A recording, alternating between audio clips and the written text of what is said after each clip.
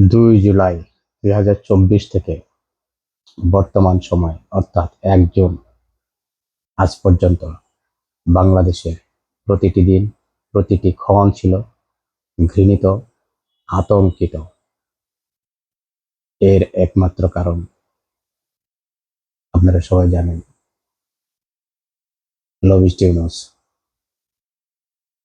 সেই লবিস্ট ইউনূস রাজাকারদের একটা আদালত বানাইছে, যে আদালতে গণহত্যার বিচার করবে। গণহত্যা কার বিরুদ্ধে? গণহত্যার অভিযোগ কার বিরুদ্ধে? তিনবারের সাবেক প্রধানমন্ত্রী, জননেত্রী, 42% জনগণের ভোটের জননেত্রী, বঙ্গবন্ধু কন্যা শেখ হাসিনার বিরুদ্ধে এই রাজাকারের আদালতে গণহত্যার বিচার করবে। রাজাকারের আদালতে গণহত্যার বিচার মানে বুঝছেন তো?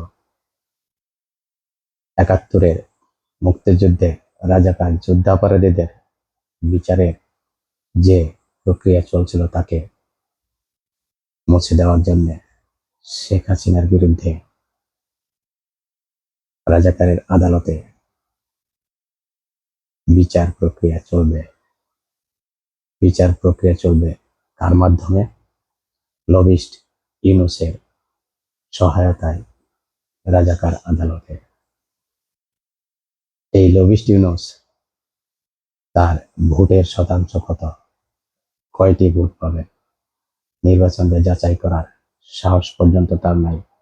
এই লবিস্ট ইউনূস এবং তার তৈরি ন্যাশনাল চোট্টা পার্টি,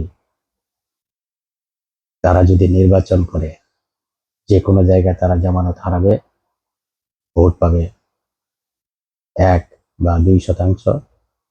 মজার বিষয় হচ্ছে, এই লবিস্ট ইউনূস তার নিজের এলাকায় নির্বাচন করে, সেখানে যদি ইউনিয়ন পরিষদে থেকে সে প্রতিদ্বন্দ্বিতা করে, তাহলে চেয়ারম্যান তো দূরের কথা, একজন মেম্বার নির্বাচিত হতে পারবে না। যদি সেটা হতে পারতেন, তাহলে গণভোটের মাধ্যমে তার জনপ্রিয়তা যাচাই করে নিতেন এবং বলতেন যে হ্যাঁ, আমার জনসমর্থন, আমার জনপ্রিয়তা আছে।